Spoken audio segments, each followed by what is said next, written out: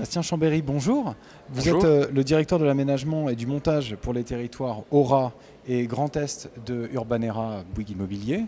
Vous avez eu une matinée très chargée pour ce FPU Lyon en animant 3 ateliers. Est-ce que vous pouvez faire un petit récapitulatif ou un petit tour d'horizon de ces 3 projets qui ont été présentés? Oui, tout à fait. Donc, nous avons eu le plaisir de présenter 3 projets d'aménagement sur le territoire du Genevois français. Une opération à Annemasse qu'on appelle la ZAC Étoile, donc ZAC Étoile Annemasse Genève, située sur 3 communes différentes, Annemasse, Amby et Villagrand. Nous avons présenté avec Monsieur Maire, donc vice-président en charge de l'aménagement, qui est venu présenter l'opération au sein d'Annemasse Agglo avec nous. Nous avons présenté ensuite une deuxième opération que nous avons, d'Yvonne-les-Bains, située également dans le Genevois français, donc plutôt au nord, située dans l'Ain, également en région Auvergne-Rhône-Alpes, avec la présence de Monsieur Scatolin, Monsieur le maire de Divonne-les-Bains, et également une troisième opération, donc située à Saint-Julien-en-Genevois, opération que nous avons présentée avec notre urbaniste de la REP. Ces 3 opérations que nous avons s'inscrivent dans ce qu'on appelle le Genevois français, donc cette métropole particulière et transfrontalière, puisque c'est une métropole qui a la particularité d'avoir son centre de l'autre côté d'un État et même de l'autre côté de l'Union européenne, puisque la Suisse n'en est pas membre. Donc ça crée des particularités et qui génère un certain nombre de choses. Le marché de l'emploi est plutôt très porteur côté suisse, avec un taux de chômage faible, et ça constitue une source d'attractivité pour le territoire. Cette métropole transfrontalière qui fait environ 1 million d'habitants, elle est pour 600 000 habitants en Suisse et 400 000 en France. Et dans ces 400 000, vous avez environ 100 000 Français qui vont travailler tous les jours côté suisse dans des métiers aussi divers et variés, la santé, l'ingénierie ou des jobs, on va dire, plus classiques de salariés. Et ces flux génère un certain nombre de fonctionnements et de dysfonctionnements à l'échelle du territoire, avec des flux de mobilité très lourds. Là-bas, ils sont appelés les pendulaires. Donc, effectivement, oui, c'est les mêmes personnes qui vont dans un sens le matin et qui reviennent dans l'autre sens le soir. Deux de nos opérations, la troisième aussi dans une moindre mesure, mais en tout cas deux de nos opérations sont clairement, la genèse de ces opérations est clairement la révolution de la mobilité enclenchée sur les territoires. Oui, parce que ces 2 opérations sont des actes près de gares. Tout à fait, voire même dans celle d'Annemasse, la gare est située dans le périmètre de la ZAC. Voilà. Alors bien évidemment, elle a été portée, sa rénovation, par SNCF, en qualité de maître d'ouvrage, mais on a là-dessus des éléments très structurants. Si on parle d'Annemasse, pour faire le focus sur cette ville-là, Annemasse, c'est une agglo d'environ 95 000 habitants et avec 12 communes. L'opération se décline sur 3 communes, donc Annemasse, Amby et Villagrand. Et en décembre 2019, donc il y a maintenant 1 an et demi, le Léman Express a permis de connecter Annemasse avec Genève, avec un RER transfrontalier qui relie Annemasse à Cornavin, donc la gare de Genève, en 20 minutes, toutes les 10 minutes en heure de pointe. Donc vraiment avec une fréquence RER telle qu'on peut l'avoir en Ile-de-France. Et vous avez également sur ces sujets-là une thématique sur la mobilité qui est liée avec un tram. Il y a un tram qui est également arrivé. Et donc ça a permis la genèse d'un quartier. Et l'idée était d'utiliser les friches qui se situaient autour. La ZAC Étoile, ce sont des friches hospitalières, des friches, il y avait une usine à gaz qui s'est arrêtée il y a une 40aine d'années, et puis quelques friches ferroviaires, bien évidemment, parce qu'on est en lien direct avec une gare. Et l'idée a été de lutter contre l'étalement et contre ces phénomènes qui ont beaucoup considéré un territoire qui est très fortement en croissance démographique. Certains élus l'ont rappelé, autour de 2,5% par an depuis 10 ans, donc sur les territoires. Et la logique a longtemps été l'étalement urbain. Et donc là, l'idée de construire sur cet étalement ville, aux premiers abords, de toutes les mobilités, qu'elles soient transport lourd ou mobilité douce. Il y a une voie verte qui a été faite. Donc toutes les thématiques de mobilité sont abordées. Et l'idée était de placer également Annemasse, non pas uniquement à 20 minutes de Genève, mais également au cœur du département de la Haute-Savoie, puisque le nom du quartier, qu'on a appelé l'Étoile, c'est une étoile ferroviaire en fait. C'est-à-dire que le Léman Express, il va jusqu'à Évian-Thonon, il va également jusque dans la vallée de l'Arve, il va également jusqu'à Annecy, et il peut également aller du côté de Saint-Julien. Et donc Annemasse est située vraiment au milieu et bénéficie de ce point de vue-là de la meilleure fréquence de quartier. Donc on a effectivement toutes ces thématiques qui sont là. Saint-Julien, la deuxième opération que nous avons présentée ce matin, la deuxième des 3 opérations, a également un attrait de mobilité assez fort, puisque c'est un tram, pour le coup, le prolongement d'une ligne de tram qui existe. Genève est historiquement, on va dire, dotée d'un tram, et la ligne se prolonge jusqu'à avoir son terminus qui va arriver jusqu'au niveau de la gare de Saint-Julien, qui elle est en lisière de notre opération d'aménagement, vraiment en lisière. Et sur cette thématique, on a une possibilité de traiter la mobilité différente à l'échelle du quartier. Donc, c'est-à-dire que ce n'est pas uniquement l'arrivée d'un tram, c'est d'accompagner l'arrivée de ce tram par un pôle d'échange multimodal, avec la création d'un parking relais un peu plus serre de 540 places, avec également des consignes vélos pour la mobilité douce, avec la connexion avec la gare SNCF également qui est existante et qui va se voir ses fréquences augmenter, et de le connecter et de le chaîner à l'échelle du territoire. Donc on a effectivement des projets urbains qui se veulent mixtes et développés dans ces quartiers-là. Divonne-les-Bains, c'est un petit peu différent, même si on l'appelle quartier-gare. Vous l'avez entendu peut-être ce matin, on l'appelle quartier-gare. Et elle est située sur une ancienne gare pour le coup. Donc cette gare a été désactivée en 1985 je crois, donc il y a maintenant un peu plus de 35 ans. Il n'est pas prévu qu'elle se réactive du tout. En revanche, il y a des sujets de mobilité qui sont portés par la communauté de communes et le Genevois français avec des BHNS, des bus à haut niveau de service qui vont connecter le territoire de Divonne jusqu'à Genève en 30 minutes, donc avec on va dire une rapidité probablement meilleure que la voiture, compte tenu de la voie dédiée qui lui sera consacrée. Voilà, tout à fait. Donc voilà, donc on a effectivement ces 3 opérations. Opérations mixtes, alors si on décline, effectivement, on réalise des opérations mixtes en termes de fonction. Donc on n'est pas sur des opérations d'aménagement monoproduit, donc l'idée d'avoir du logement, du tertiaire, mais aussi de l'hôtellerie, de l'activité, du commerce, des équipements publics, bien évidemment. On en a parlé dans l'opération de Saint-Julien en disant qu'il y avait un parking public. À Saint-Julien, il y aura également spatialisé dans le quartier une école.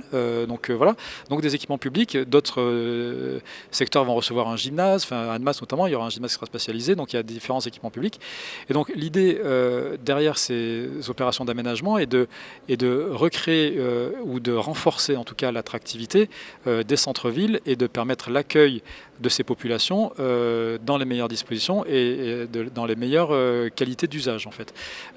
Donc à ce titre-là, on a des réflexions donc, en termes de mixité fonctionnelle, mixité sociale également, c'est-à-dire que nous avons dans nos 3 opérations, on a à chaque fois du logement libre, du logement abordable et du logement social. Certaines ont fixé des curseurs jusqu'à un tiers. Annemasse en fait partie.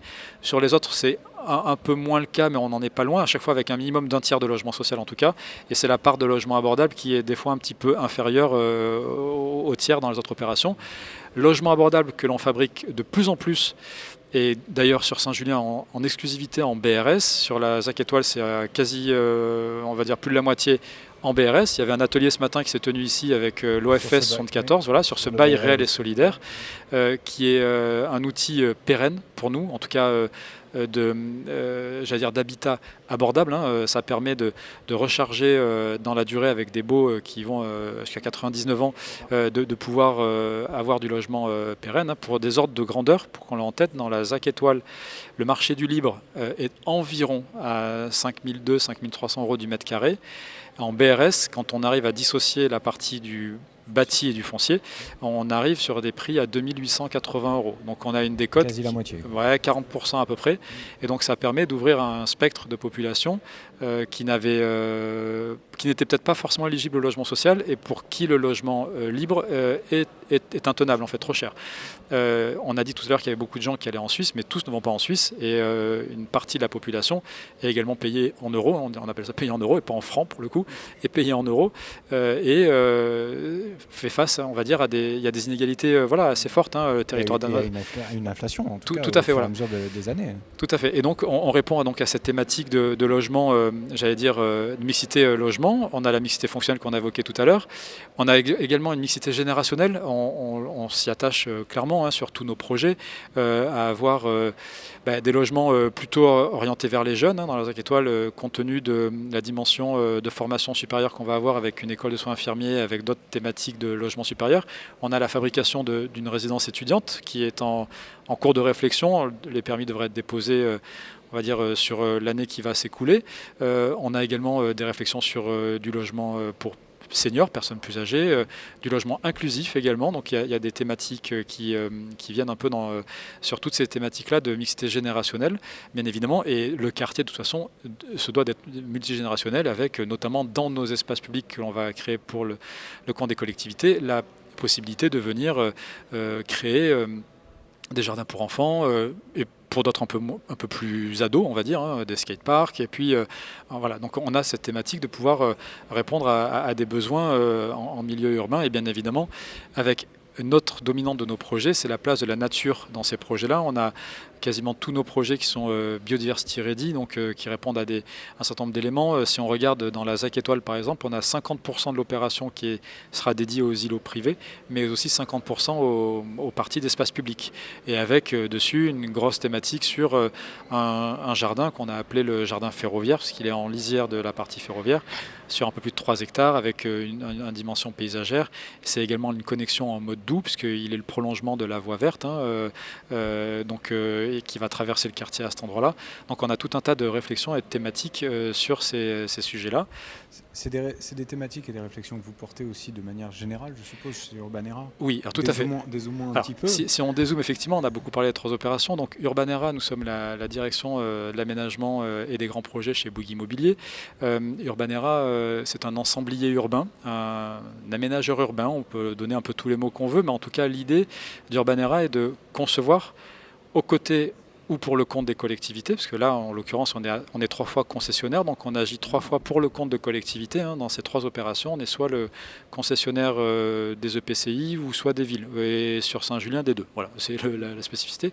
Donc Urbanera a la vocation de développer et de fabriquer des morceaux de quartier un peu dans toutes les thématiques qu'on vient d'évoquer, c'est-à-dire mixtes, clairement, dans les usages, durables, donc avec un volet développement durable très fort, bas carbone pour certains, on n'en a pas parlé, mais Saint-Julien l'opération de Saint-Julien sera le premier quartier bas carbone de Haute-Savoie, avec un certain nombre de thématiques qui sont travaillées sur la partie, bâtiment, mobilité, mais également sur les usages des futurs habitants. Et donc Urbanera travaille effectivement sur cette mixité, sur la qualité des espaces publics, sur le côté tertiaire, et également sur quelque chose qui pour nous est fondamental, c'est le lien entre l'espace public et l'espace privé. C'est comme ça que la ville en général se fabrique, et notamment la capacité à animer ces pieds d'immeubles qui, eux, vont faire le lien entre l'espace public et l'espace privé. On a des dimensions de commerce sur tous nos quartiers, certains sont plus marqués que d'autres. Divonne, par exemple, reçoit une dotation de commerce très forte, avec pas uniquement un commerce de proximité, mais y compris un commerce de destination également. Et donc l'idée est de pouvoir avoir des thématiques qui n'ont pas été développées par nous, mais dont on s'inspire, la thématique de la ville du quart d'heure, de la marchabilité. Donc il y a beaucoup de thématiques que l'on pousse et que l'on porte pour pouvoir avoir, on va dire, des quartiers où les gens se sentent bien et où il est agréable d'avoir des lieux de vie vivants. Voilà, l'idée n'est pas d'avoir des opérations d'aménagement monofonctionnelles qui ne vivraient entre guillemets que le soir ou que la journée, tantôt qu'elles soient tertiaires ou tantôt qu'elles soient logement.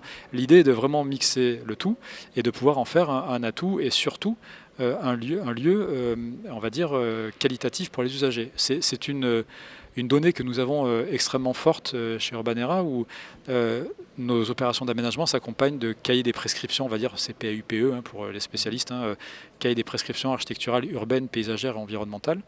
Et ça guide tous les opérateurs qui vont devoir construire dans la ZAC, parce que nous, on est l'aménageur, mais il va y avoir les promoteurs ou les bailleurs qui vont venir construire.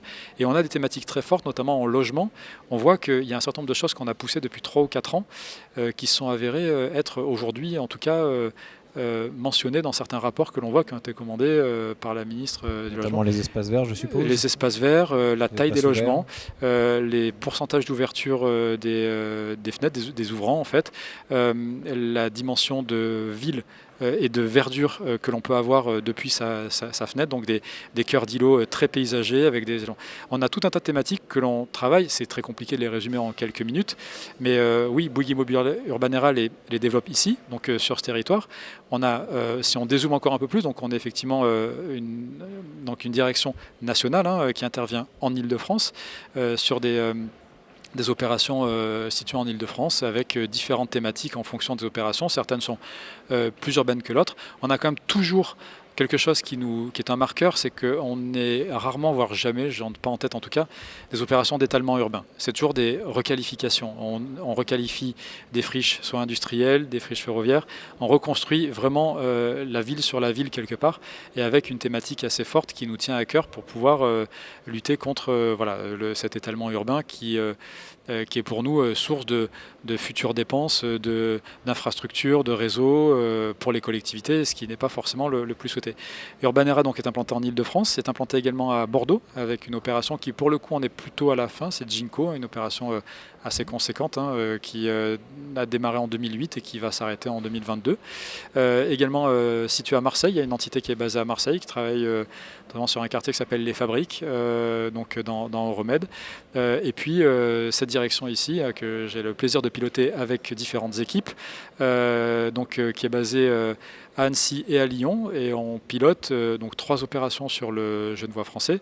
Il y a une autre opération qui est pilotée à Lyon également, on n'en a pas parlé aujourd'hui, elle est plus balbutiante dans l'absolu, donc on en parlera le moment venu bien évidemment parce qu'elle a tout autant d'intérêt et de grands intérêts. Elle a fait l'objet en tout cas d'urbanisme transitoire à date aujourd'hui, qui est une thématique qui nous tient à cœur aussi pour préfigurer les usages futurs du quartier de demain.